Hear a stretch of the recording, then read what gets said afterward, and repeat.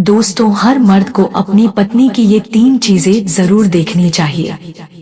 यदि कोई पुरुष गलती से भी अपनी पत्नी की यह 3 गुप्त चीजों को देख लेता है, तो उनके घर में कभी भी दुख दरिद्रता नहीं आती है। उनके जीवन में खुशियां ही खुशियां होती है और पति पत्नी दोनों मिलकर लेते हैं ढेर सारे मजे। दोस्तों, ऐसा कहा जाता है कि यदि कोई पुरुष अपनी पत्नी की ऐसी 3 गुप्त चीजों को अगर देख लेता है और उनकी एक चीज ले लेता है, तो उसके घरों में सदैव धन की देवी माता लक्ष्मी का वास बना रहता है और धन दौलत का लगता है भंडार।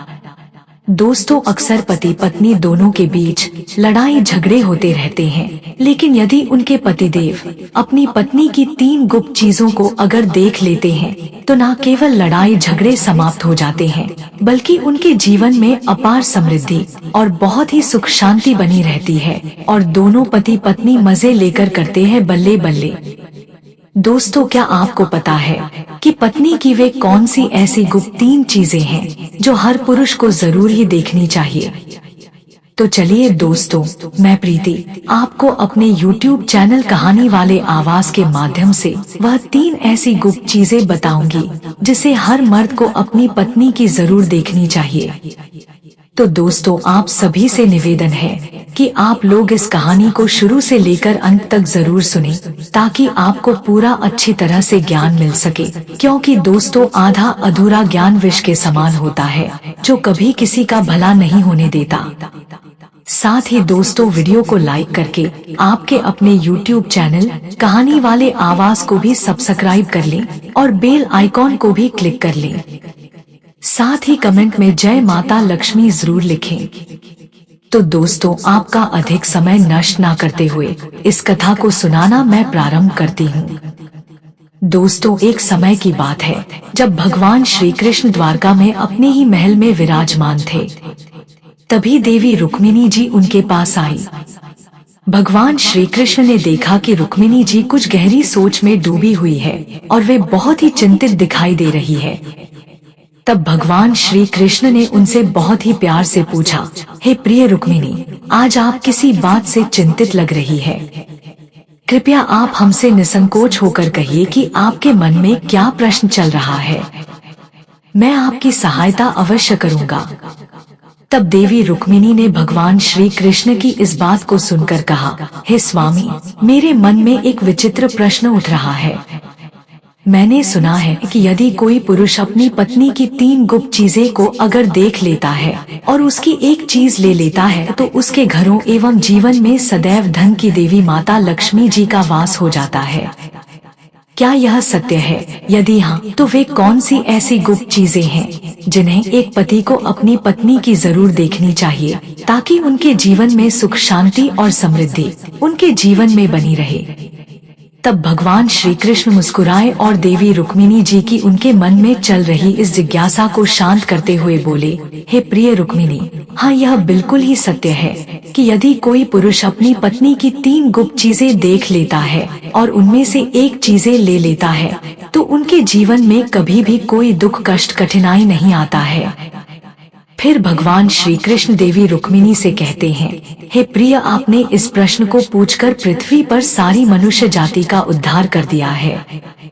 हे देवी, पत्नी की वह कौन सी ऐसी 3 गुप्त चीजें हैं जिन्हें जरूर देखना चाहिए?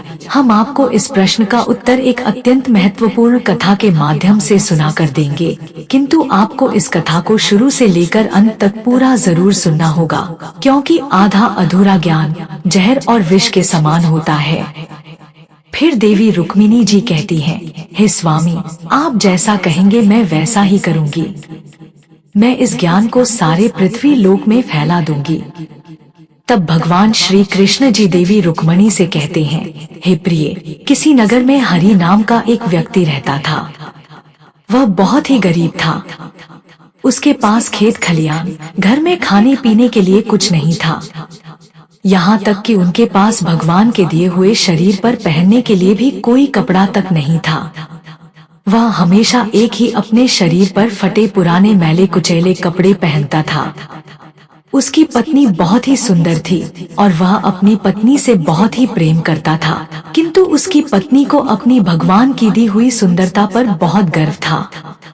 इसी गर्व के कारण वह अपने घरों में बहुत ही मनमानी किया करती थी, जिससे हरि अपनी पत्नी से बहुत ही परेशान रहने लगा था। अब उसकी पत्नी उससे हर छोटी छोटी बात पर लड़ाई झगड़ा करने लगी थी और इस तरह उनके घरों में हर एक दिन लड़ाई झगड़े होने लगा था।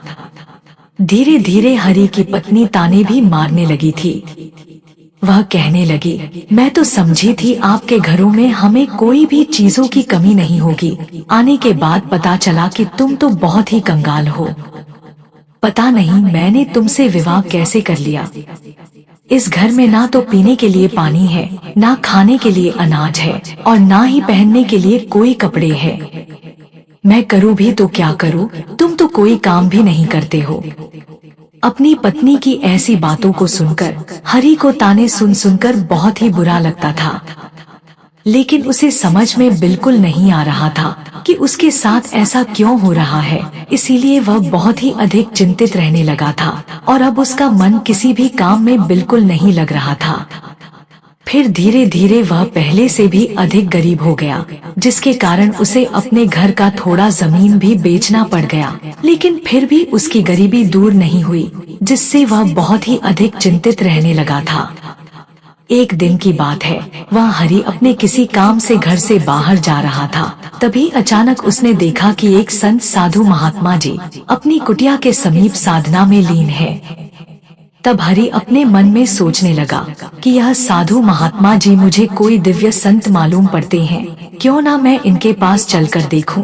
शायद यह संत साधु महात्मा जी मुझे मेरी समस्याओं से छुटकारा दिला दें। इतना सोचकर हरि उस संत साधु महात्मा जी के पास पहुंच जाता है और अपने दोनों ही हाथों को जोड़कर अपनी आंखों से आंसू बहाकर जोर जोर से विलाप करने लगता है। तब कुछ देर बाद उस संत साधु महात्मा जी अपनी आंखें खोलते हैं और देखते हैं कि सामने हरि नाम का एक गरीब, लाचार और बेबस आदमी बैठा हुआ है, जो अपनी आंखों से आंसू निकालकर जोर जोर से विलाप कर रहा है। साधु महात्मा जी उस हरि से कहते हैं, हे पुत्र, तुम कौन हो और विलाप क्यों कर रहे हो।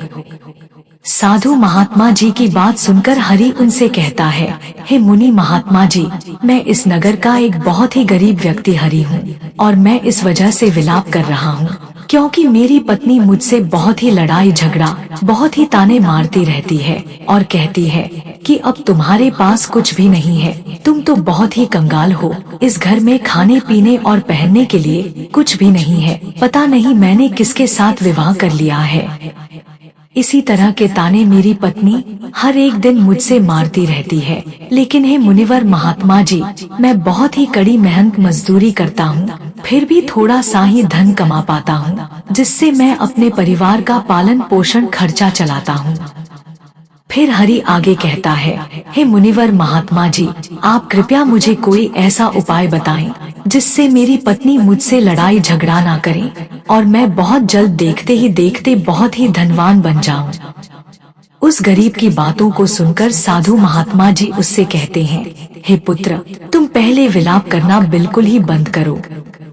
मैं तुम्हें ऐसी 3 चीजें बताने वाला हूँ जिन्हें प्रत्येक पुरुष को अपनी पत्नी की जरूर देखना चाहिए।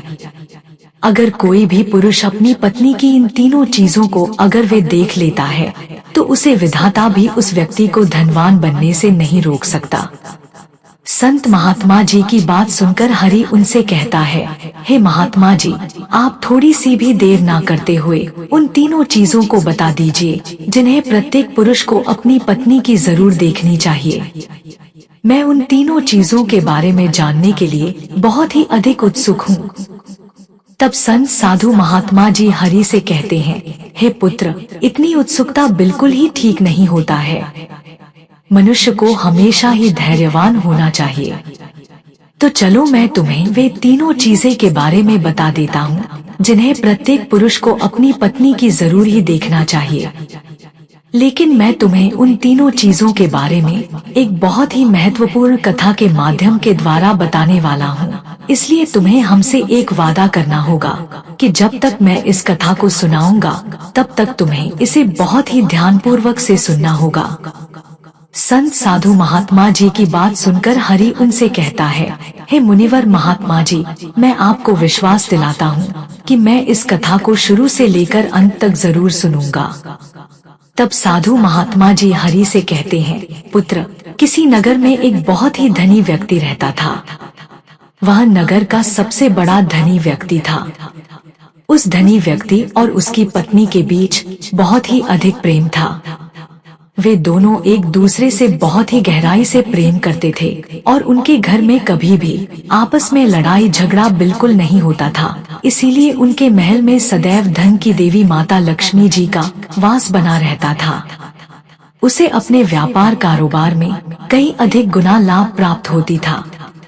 धनी व्यक्ति और उसकी पत्नी के बीच इतना अधिक प्रेम था कि उनके अगल बगल के आस पड़ोस के लोग उनके इस प्रेम को देखकर बहुत ही ईर्ष्या करने लगे थे, जिसकी वजह से कुछ नारियां तो धनी व्यक्ति की पत्नी से बात तक भी बिल्कुल नहीं करती। उसकी पत्नी रोज प्रतिदिन शाम के टाइम एक दीपक अपने घर जरूर प्रज्वलित करती थी, लेकिन कुछ औरतें उसे ऐसा करने से मना करती थी और कहती थी, तुम रोज प्रतिदिन शाम के टाइम अपने घर में दीपक प्रज्वलित करती हो, ऐसा करने से तुम्हें क्या लाभ हासिल होगा? तुम ऐसा कार्य मत किया करो। किंतु वह किसी की बात को सुनकर भी अनसुना कर देती थी और अपनी ही मनमर्जी किया करती थी। यहाँ तक कि वह अपने पतिदेव की भी कोई बात नहीं मानती थी। वह अपने अनुसार घर परिवार को चलाती थी और धनी व्यक्ति भी अपनी पत्नी को किसी भी कार्य से बिल्कुल भी मना नहीं करता था, क्योंकि वह बहुत ही बुद्धिमान व्यक्ति था। वह जानता था कि यदि वह अपनी पत्नी को किसी भी कार्य से रोकेगा तो उनके बीच विवाद खड़ा हो सकता है, जो उसके व्यापार कारोबार को बहुत ही प्रभावित करेगा। वह अपनी पत्नी से अत्यंत प्रेम करता था और उसे छोड़ना बिल्कुल भी नहीं चाहता था। हालांकि उसकी पत्नी उसके प्रति उतना ही प्रेम नहीं करती थी, बल्कि केवल दिखावे का प्रेम जताती थी और कभी कभी वे तो नाराज भी हो जाती थी। फिर भी वह धनी व्यक्ति अपनी समझ और धैर्य से उसे मना लेता था। इस प्रकार दिन बीत रहे थे और वह अपनी पत्नी के साथ बहुत ही सुखपूर्वक जीवन व्यतीत कर रहा था। धीरे धीरे यह बात पूरे नगर में और गांव में फैल गई कि उस धनी व्यक्ति और उसकी पत्नी का प्रेम एक मिसाल है। नगरवासी उनके आपस में बने रिश्ते को बहुत ही आदर्श मानने लगे थे। जब यह बात नगर के राजा साहब तक पहुंची, तो उसने अपने दरबार के सैनिकों को बुलाकर कहा, जाओ उस धनी व्यक्ति और उसकी पत्नी को बहुत ही सम्मान पूर्वक राजमहल में बुलाकर ले आओ। हम उनका अति सम्मान करना चाहते हैं, पर उन्हें इस बारे में कुछ मत बताना। राजा साहब जी की आज्ञा पाकर राजा साहब के सैनिक उस धनी व्यक्ति के घर में पहुँचे और दरवाजे पर दस्तक दी। कुछ देर बाद जब वह धनी व्यक्ति अपना दरवाजा खोलता है, तो सामने राजा साहब जी के सैनिक खड़े दिखाई पड़ते हैं। फिर वह धनी व्यक्ति हैरान होकर पूछता है कि आप लोग मेरे महल क्यों आए हैं? तब राजा के सैनिक विनम्रता से जवाब देते हैं, राजा साहब जी ने आपको राजमहल में बुलाया है। इसके बाद वे सैनिक उस धनी व्यक्ति और उसकी पत्नी को बहुत ही आदर पूर्वक करते हुए सम्मान के साथ उन्हें राजमहल ले जाते हैं। राजमहल में पहुंचने पर राजा साहब जी उस धनी व्यक्ति और उसकी पत्नी का बहुत ही आदर पूर्वक सत्कार करता है। फिर उनके प्रेम और आपसी समझ की प्रशंसा करते हुए राजा साहब जी उन्हें थोड़े से धन से भी सम्मानित करता है। इस उपहार को पाकर धनी व्यक्ति और उसकी धर्मपत्नी उनसे बहुत ही अत्यंत प्रसन्न होते हैं और खुशी खुशी अपने महल को लौट जाते हैं। इसके बाद राजा साहब ने पूरे नगर में यह घोषणा करवाया कि इस प्रेम की सराहना में सभी लोग आज रात्रि के समय अपने अपने घरों में दीप प्रज्वलित करें। राजा साहब की आज्ञा पाकर नगर के सभी लोग दीपक जलाते हैं, किंतु कुछ समय बाद सभी घरों के दीपक बुझ जाते हैं। केवल उस धनी व्यक्ति के महल का दीपक अभी भी जलता रहता है और उसका प्रकाश दूर दूर तक फैलता है। यह देख राजा साहब ने सोचा, क्यों ना मैं स्वयं जाकर देखूं कि किसके घरों का दीपक अभी तक जल रहा है और किसके घर में दीपक बुझ गया है। इतना सोचकर वह महल से नगर की ओर देखता है तो उन्हें दिखाई देता है कि केवल वे धनी व्यक्ति के महल का दीपक ही अभी तक जल रहा है, बाकी सभी घरों में दीपक बुझ चुके हैं। राजा साहब नगर की ओर देख ही रहे थे कि तभी उनकी रानी वहां आ जाती है। तब राजा साहब अपनी रानी से कहते हैं, हे रानी, आप जरा देखिए, नगर के सभी घरों में दीपक बिल्कुल ही बुझ चुके हैं, लेकिन उस धनी व्यक्ति के महल में दीपक अभी तक जल रहा है। यह इस बात का प्रमाण है कि उनके बीच सच्चा प्रेम है और इसका श्रेय उस धनी व्यक्ति की बुद्धिमानी को जाता है। वह अपनी सूझबूझ से अपने महल को शांति और सच्चा प्रेम भावना से चलाता है। परंतु रानी साहिबा अपने पति देव राजा साहब जी की बात से असहमत होती है और कहती हैं, हे महाराज, मैं आपकी बात से बिल्कुल ही सहमत नहीं हूँ। धनी व्यक्ति और उसकी पत्नी में अत्यधिक प्रेम का कारण उसकी पत्नी है। राजा साहब और रानी साहिबा के बीच इस विषय पर बहस धीरे धीरे बढ़ जाती है और अंततः यह बहस तलवारों की लड़ाई में बदल जाती है। इस बहस में दोनों को कई चोट तक लगती है। अचानक से राजा साहब जी के मन में एक विचार आता है और वे रानी साहिबा से कहते हैं, हम दोनों आपस में इस तरह लड़ाई झगड़ा क्यों कर रहे हैं, क्यों ना हम उस धनी व्यक्ति और उसकी पत्नी की इम्तिहान ले लें ताकि यह स्पष्ट हो जाए कि उनके प्रेम का असली कारण क्या है। रानी साहिबा इस सुझाव को स्वीकार करते हुए कहती है, ठीक है, लेकिन पहले मैं उस धनी व्यक्ति की इम्तिहान लेना चाहती हूँ। राजा साहब जी ने भी उन्हें सहमति दी और कहा, जैसा आप चाहे। फिर रानी साहिबा ने कुछ अपने सैनिकों को बुलाकर आदेश देती है कि जाओ, उस धनी व्यक्ति से जाकर कह दो कि यदि वह अपनी पत्नी को जान से मार डालेगा तो मैं उससे विवाह कर लूंगी और राजा साहब जी को कारागार में डाल दूंगी और उसे राजा साहब जी बनाकर उन्हें उनका राजगद्दी सिंहासन पर विराजमान कर दूंगी। रानी साहिबा का आदेश पाकर सैनिक उस धनी व्यक्ति के घर पहुंचते हैं। संध्या ढलने वाली थी और उस टाइम धनी व्यक्ति की पत्नी कहीं बाहर गई हुई थी और वह धनी व्यक्ति अपने घर में ही था क्योंकि वह अस्वस्थ था। सैनिक उनके दरवाजे पर दस्तक देते हैं। धनी व्यक्ति ने किसी तरह उठकर दरवाजा खोला तो वे सैनिक उस धनी व्यक्ति से कहते हैं, सुनिए, रानी साहिबा का आदेश है कि यदि आप अपनी पत्नी को जान से मार डालेंगे तो रानी साहिबा आपसे विवाह कर लेगी और राजा साहब जी को बंदी बनाकर कारागार में डाल देंगी। फिर आपको उनके जगह पर उनकी राजगद्दी सिंहासन पर विराजमान कर देंगी। मेरे नगर में आपका राज्य हो जाएगा।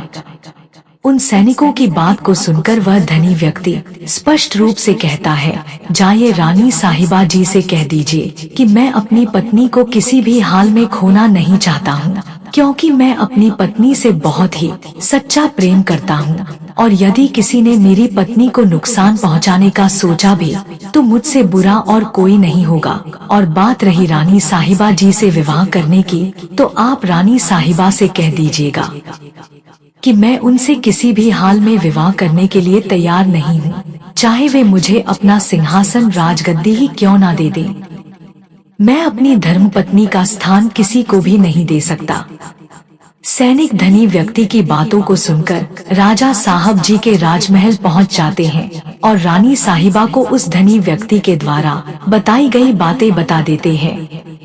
उसके बाद राजा साहब अपनी रानी साहिबा से कहते हैं, देखिए वह धनी व्यक्ति कितना समझदार है और इससे स्पष्ट हो जाता है कि उस धनी व्यक्ति और उसकी पत्नी के बीच इतना ही सच्चा प्रेम होने का कारण वह धनी व्यक्ति ही है, क्योंकि वह अपनी धर्मपत्नी से बहुत ही सच्चा प्रेम करता है।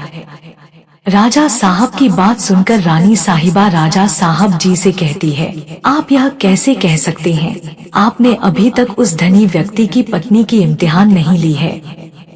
तब राजा साहब जी कहते हैं, ठीक है, मैं आपकी संतुष्टि के लिए उसकी पत्नी की इम्तिहान ले लेता हूँ। फिर राजा साहब अपने कुछ सैनिकों को बुलाते हैं और उनसे कहते हैं, जाओ और इस नगर में रहने वाले उस धनवान धनी व्यक्ति की धर्मपत्नी से कहो कि यदि वह अपने पति को जान से मौत के घाट उतार देगी तो मैं उसे अपनी रानी के रूप में उन्हें स्वीकार कर लूंगा और उसे सदैव अपनी रानी साहिबा रानी बनाकर रखूंगा।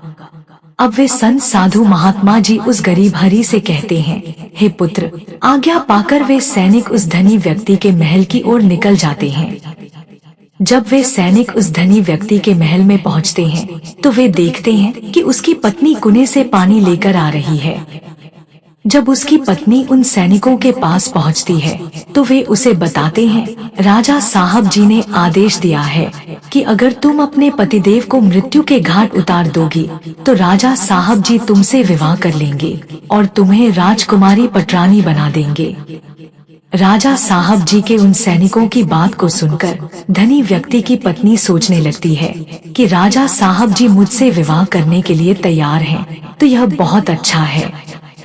मैं अपने पतिदेव को जान से मार डालूंगी।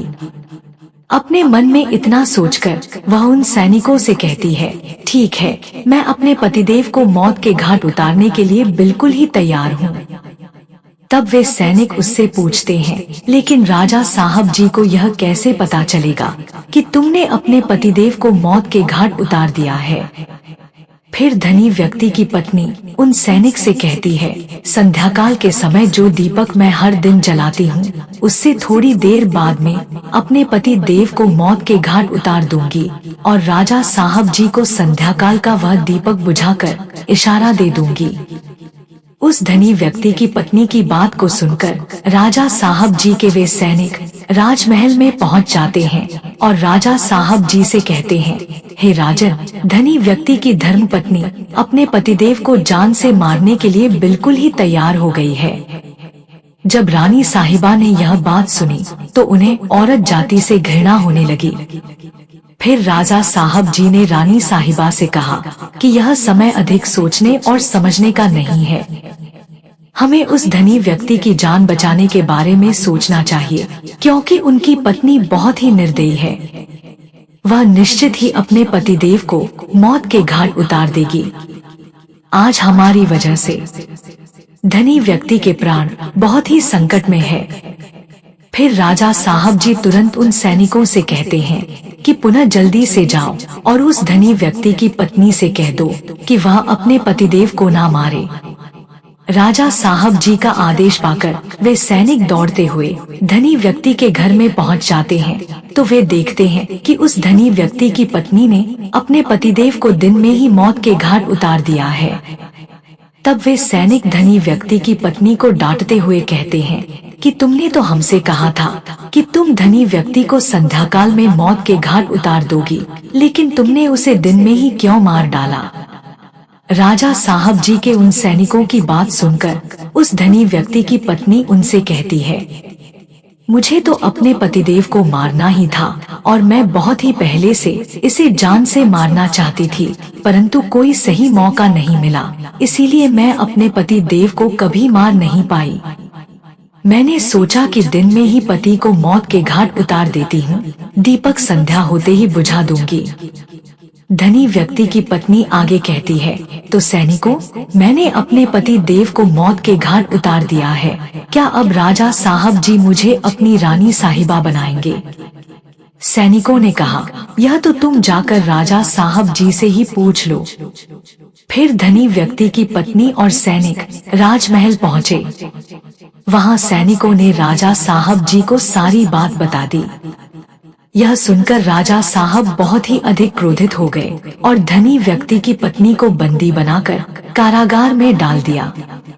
फिर राजा उस धनी व्यक्ति की पत्नी से पूछता है, ऐसा तुमने क्यों किया? तुम लालची औरत हो, तुम्हें पैसों से प्यार है।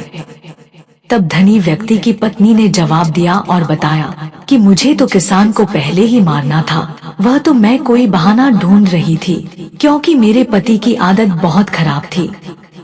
वह मेरे साथ बहुत खराब व्यवहार किया करता था। तब राजा ने कहा, ऐसा क्या करता था तुम्हारा पति तुम्हारे साथ?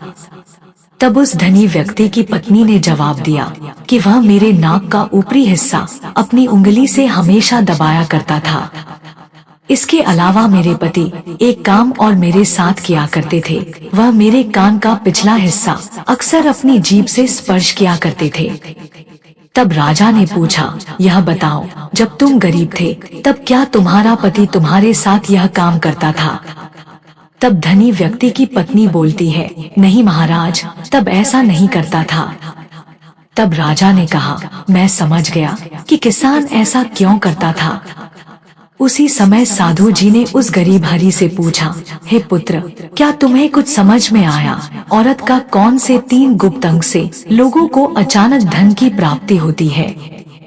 हरि ने कहा, नहीं साधु जी, मुझे अभी भी समझ में नहीं आया। तभी साधु जी कहते हैं, अगर अभी भी समझ नहीं आया तो मैं फिर से आपको बताता हूँ। धनी व्यक्ति अपनी पत्नी के साथ जो पहला काम करता था वह है उसके नाक के ऊपरी हिस्से को अपनी उंगली से दबाता था। तो जिस भी मनुष्य के घर में पैसों की किल्लत है उसे अपनी उंगली से औरत के नाक के ऊपरी हिस्से को जरूर दबाना चाहिए। दोस्तों, औरत के नाक के ऊपरी हिस्से को बहुत शुभ माना जाता है। इसी वजह से जो यह काम करता है वह हमेशा धनवान पुरुष बन जाता है। दूसरा काम है, जो भी पुरुष औरत के कान का पिछला हिस्सा अपनी जीभ से स्पर्श करता है उसके किस्मत के द्वार खुल जाते हैं, उसे अचानक धन की प्राप्ति होती है। ऐसा इसलिए होता है क्योंकि औरत के कान के पिछले हिस्से में माता लक्ष्मी का वास होता है। जब आप ऐसा करते हैं तो माता लक्ष्मी आपसे प्रसन्न हो जाती है और आपको अपार धन देती है। और आपने एक बात तो जरूर सुनी होगी कि औरतें माता लक्ष्मी का रूप मानी जाती है। यही वजह है कि इस संसार में जो भी मनुष्य यह पवित्र काम करता है उसका घर धन से भर जाता है। आगे साधु महात्मा जी कहते हैं, हे वत्स, यही वो 3 चीज है जो एक पुरुष अपनी पत्नी की देख लेता है तो वह कभी भी कंगाल गरीब नहीं रहता। उसके घरों पर सदैव धन की देवी माता लक्ष्मी का आशीर्वाद बना रहता है। तो दोस्तों, कमेंट बॉक्स में लिखिए माँ लक्ष्मी की जय। आज की प्रस्तुति अच्छी लगी हो तो वीडियो को एक लाइक करिए। आपके अपने YouTube चैनल कहानी वाले आवाज को सब्सक्राइब करके बेल आइकन दबा दीजिए। मैं प्रीति अंत तक वीडियो देखने के लिए आपका दिल से धन्यवाद करती हूँ।